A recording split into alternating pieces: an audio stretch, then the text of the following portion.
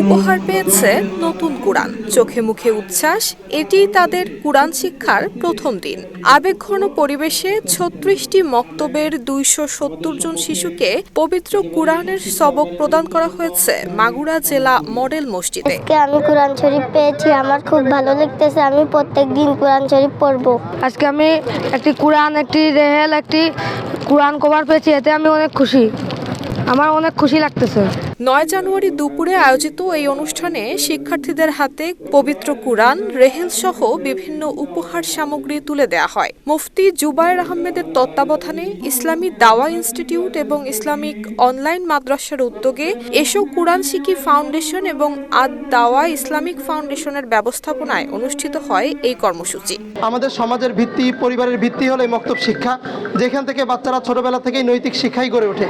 কিন্তু খুব আফসোসের বিষয় হলো যে আজ সমাজে এই মক্তবটাই সব থেকে অবহেলিত। নৈতিক শিক্ষাটা অর্জন করতে পারে, তারা কোরআন হাদিস অনুযায়ী চলতে পারে, সমাজে মিল মোহাব্বত এবং সমাজের কাঠামো, পারিবারিক কাঠামোগুলো সুন্দর হয়ে গড়ে ওঠে।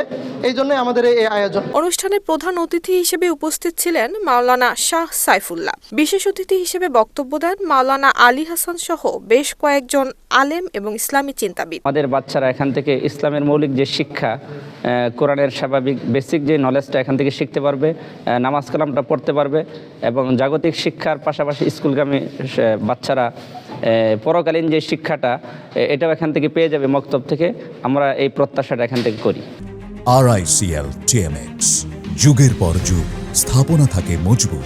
অভিভাবকরা বলছেন এ ধরনের উদ্যোগ শিশুদের নৈতিক এবং ধর্মীয় শিক্ষায় গড়ে তুলতে ভূমিকা রাখবে। এখানে এসে আলহামদুলিল্লাহ অনেক ভালো লাগলো।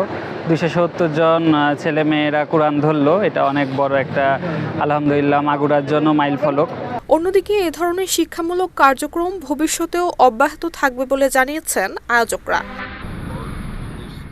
নুসরাত জাহান মেহেক, ঢাকা পোস্ট।